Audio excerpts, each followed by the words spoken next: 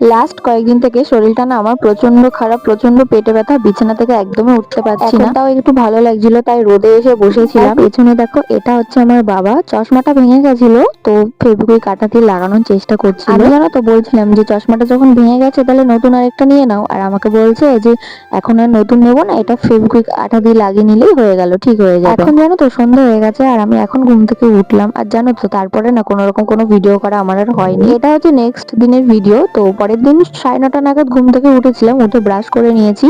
আর এখন দেখো কত কুয়াশা, মানে এত বেলা হয়ে গেছে তাও কত কুয়াশা। আমাদের বাড়িতে দেখেছো কত গাছ, মানে আমাদের বাড়িতে কিন্তু সব রকম গাছই আছে। অনেকটাই বেলা হয়ে গেছে, তোমাদের তো প্রথমে বললাম 9:30 বেজে গেছে আজকে আমার ঘুম থেকে উঠতে। এখন ব্রাশ করে নেবো, ব্রাশ করে একটু কিছু খেয়ে নেবো। এই দেখো এটা হচ্ছে আমাদের বাড়ির আরেকটা সদস্য, আমাদের মিনি, যে কিনা যখন তাকে আদর করবো তখন সে আসে না, যখন আমরা একটু খেতে বসি তখনই শুধু আসে। আমার মা দেখো এদিকে কিন্তু রান্না বসিয়ে দিয়েছে, ভাত করছে সকালবেলা, আর সাথে তরকারিও হয়তো করবে। এরপরেই তো আমি ফ্রেশ হয়ে চলে এসেছি ঘরে, আর এখন একটু স্কিন কেয়ার করবো।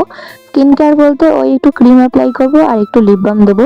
তোমরা তো জানোই আমার স্কিন কেয়ার বলতে এইটুকুই, আগে তোমাদের সাথে শেয়ার করেছি। এরপরে খিদে পাচ্ছিল তো মাকে বললাম কি খাবো, তো মা আমাকে এতগুলো বিস্কুট ধরিয়ে দিল, বললো বিস্কুট খেতে। যাই হোক আজকের ভিডিওটা এতটুকুই, ভিডিওটা ভালো লাগলে লাইক করে দিও।